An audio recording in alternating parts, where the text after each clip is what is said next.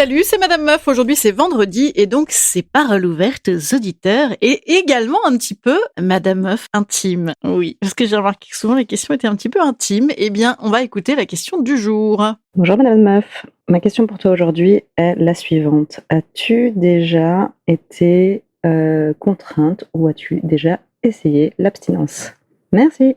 Voilà une question qui est bien posée. À nouveau, dites donc, est-ce que j'ai déjà été contrainte ou est-ce que j'ai déjà choisi de l'essayer? Déjà, on a deux angles. Ça, c'est un plan déjà. C'est un plan en deux parties, ça. C'est un plan Sciences Po. Bon, alors très bien, on va parler d'abstinence. Hier, on a parlé de Jésus. Là, on continue dans l'ascension. Hein. C'est parti, on ascensionne.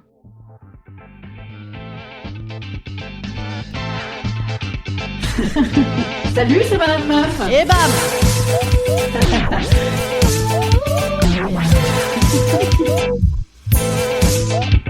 Et bam, c'est Madame Meuf.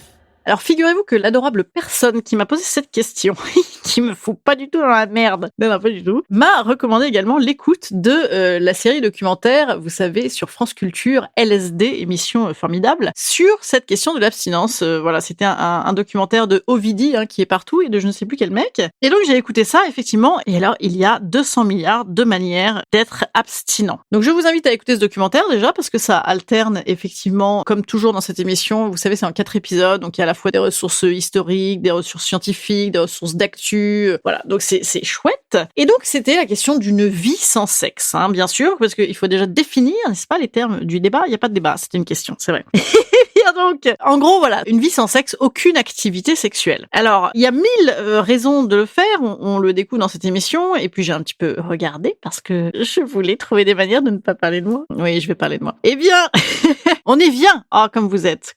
Mais il y a évidemment ceux qui en ont fait un choix, parfois un choix amer, hélas, soit de désillusion, soit encore pire, de suite de violence sexuelle. Il y a ceux qui n'ont aucun désir, notamment avec le fameux mouvement des asexuels, vous savez, dont on entend parler. Et il y a ceux qui aussi sont supposés faire l'amour quotidiennement à tour de bras et qui en fait pas. Par exemple, les couples soudés.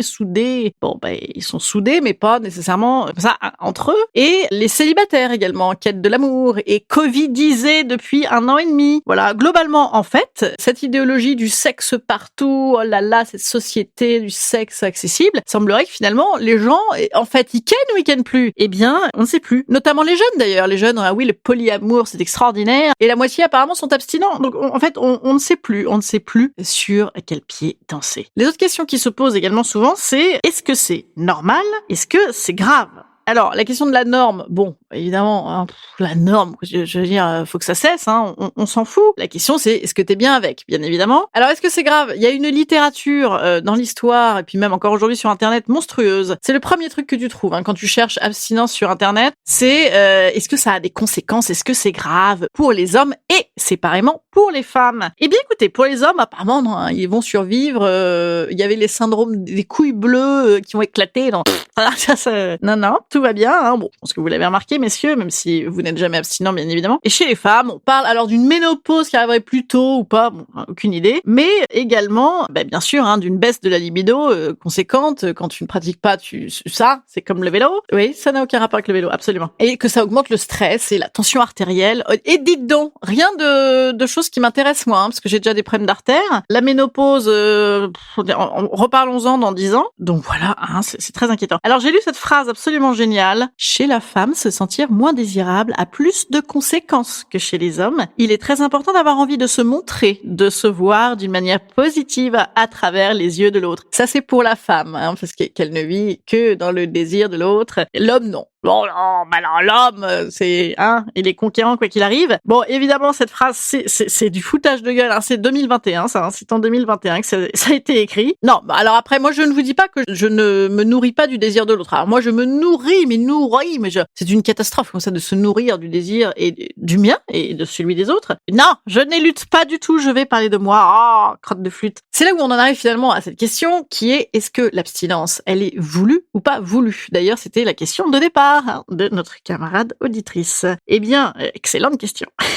Comment la meuf est lune? La la la Pas du tout. Je réponds aux questions des gens. Ah, c'est très intime le vendredi, vous avez vu, hein, c'est in bed or not in bed with Madame Meuf. Alors c'est parti, je réponds. Eh bien moi, est-ce que j'ai connu l'abstinence? Oui, plein de fois. Par contre, vous savez que la première question que je me suis posée, et je me la pose, je n'ai pas de réponse, mais je crois que si. Est-ce que la masturbation, ça compte? Parce que, alors moi, asexuel, c'est pas un choix que j'ai du tout envie de faire, et ça, je l'ai jamais été. Moi, j'ai toujours été très masturbante comme personne, hein. Oh, je crois que j'en ai déjà un peu parlé, mais j'ai été masturbante, comme tout le monde, hein, d'avant d'avoir des seins, et puis jusqu'à aujourd'hui, n'est-ce pas? Hein? Jusqu'à ce que mort s'en suive. Non, bon, je brûle de mourir de masturbation, quoi.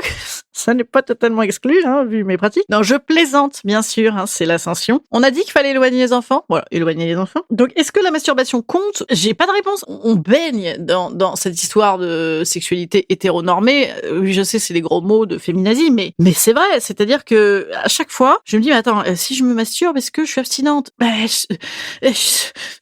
Je sais pas, je crois pas, je sais pas. Voilà, donc moi voilà, toujours masturbante, absolument. Par contre, moi j'ai un truc aussi sur la séduction. Je suis un peu séductrice. Bon, au cas où vous l'auriez pas remarqué, hein, même en même en podcast, même à la voix, la meuf veut pécho. Non, c'est pas vrai.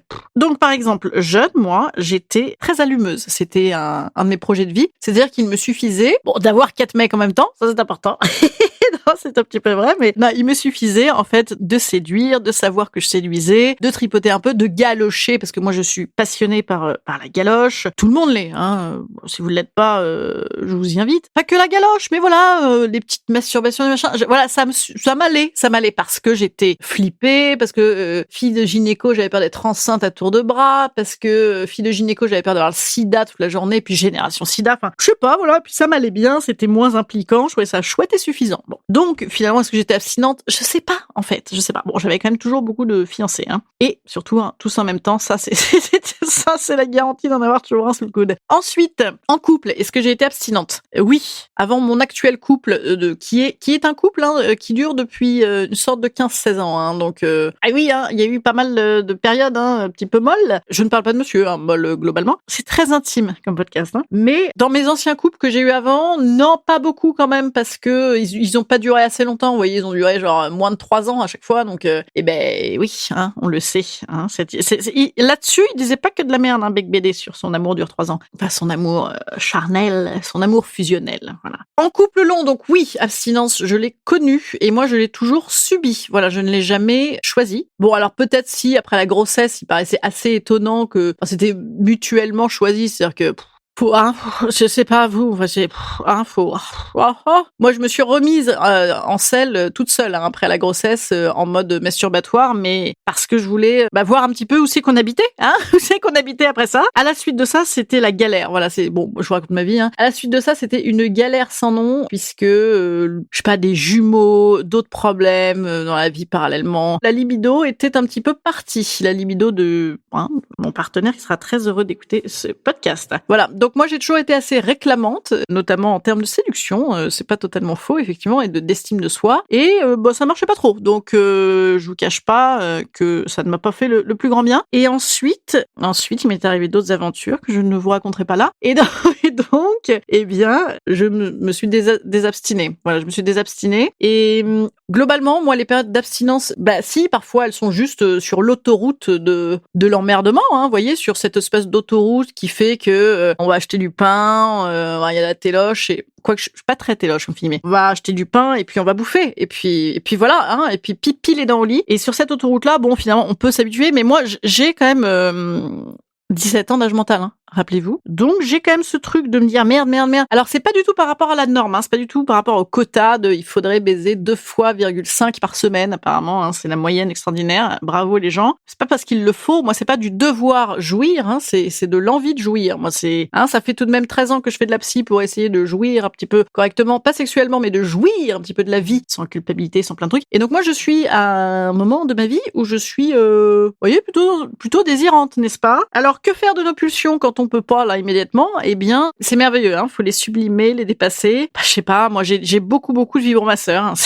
Faut le savoir, mais je n'utilise que le Magic Wand, hein. Voilà, c'est encore une pub gratuite. Est-ce que je serai un jour des femmes qui le choisissent? A priori, comme ça, à la politique du doigt dans l'eau, j'ai envie de dire non. Mais c'est toujours une histoire d'envie, comme je vous dis. Après, moi, j'ai pas eu de relations atrocement négatives, en fait. Donc, j'ai même plutôt envie d'en découvrir plus, d'en faire plus. Voilà, enfin, j'ai l'impression que je l'ai plutôt trouvé, moi, ma sexualité. Donc, alors après, je vous dis pas qu'elle est formidable en tout registre. C'est peut-être ça le problème, hein. C'est peut-être ça le problème. Ben, c'est comme d'habitude une question, enfin en ce qui me concerne, une question de désir, puisque j'ai pas connu d'autres sujets. En fait, le sujet, il est peut-être là, c'est la formidable harmonie de désir. Et ben c'est pas que du cul, tout ça. Évidemment, c'est pas que du cul. Le cul pour le cul, moi je suis tout à fait favorable. Est-ce qu'on n'a pas envie de plus? Oui, on a envie de plus. Enfin moi, oui, plus. Voilà. Est-ce que j'ai répondu à la question? Je crois, hein, un peu. Donc oui, je l'ai connu par période, mais je me suis toujours débattue avec. S'il y a un truc que j'ai oublié de dire, ça me fait peur. Voilà, ça me fait peur, moi. Et je vous dis, une fois de plus, c'est pas par rapport à la norme. Alors vous allez me dire, bah si, c'est parce que la norme influe sur toi inconsciemment. Ou peut-être, enfin, écoutez, tant pis, c'est comme ça. C'est pas par rapport à la norme. Ça me fait peur. Je me dis, merde, je vieillis, j'angoisse à mort. Et j'ai l'impression d'être au max, hein. J'ai l'impression d'être au max. Je suis au max. Même si, bon, le body était mieux à 17 ans, quoique, c'est très maigre. Mais je me dis, putain, faut pas gâcher, quoi. Faut pas gâcher. Faut pas rater. D'ailleurs, à ce propos, il faudrait que je fasse un truc sur la sexualité des gens plus vieux. Les gens plus vieux, vous voulez pas qu'on cause de ça et m'en parler? Bon, voilà. Écoutez, en tout cas, voilà. Moi, c'est de l'ordre de vivre plus, de jouir plus, comme d'habitude. Je crois que je l'ai dit, hein. On a compris. Voilà. Merci pour ta question. Un petit conseil, quand même. Instant conseil. Instant conseil. Instant bien-être. Instant bien-être. Eh bien, moi, je vous conseillerais, et ça n'est que mon conseil, hein, bien sûr, de personnes non asexuelles, bah donc la masturbation. Et vous savez, donc quand j'ai cherché, est-ce que se masturber, ça comptabilise l'envie sexuelle, hein, est-ce qu'il faut vraiment un truc phallique pour que ça compte, hein, ça, hein, bravo, hein, les mecs, vous avez fait du bon boulot. Non, mais en fait, j'ai cherché, eh bien, j'ai pas trouvé la réponse, hein, mais je n'ai trouvé que des trucs qui disaient, oui, la masturbation, si elle est fréquente, est-ce qu'elle peut présenter des dangers, notamment baisser la libido du couple, ou rendre la sexualité à deux négative. Merde, faites chier quoi, hein, on fait bien ce qu'on peut, donc non, on s'en branle, c'est le cas de le dire. Ah, voilà, passez un bon week-end, vous avez un programme grâce à moi. Hihihi. Bon, ben merci encore pour la question. N'hésitez pas tous les gens à me poser des questions, mais essayez s'il vous plaît de me les envoyer en mémo vocal. Voilà, ce serait cool. madamemeuf@gmail.com ou madame.meuf sur Instagram. Voilà, n'hésitez pas à partager Madame Meuf à outrance et puis à m'écrire vraiment, hein. J'ai une petite forme en ce moment. N'hésitez pas à m'écrire. Salut!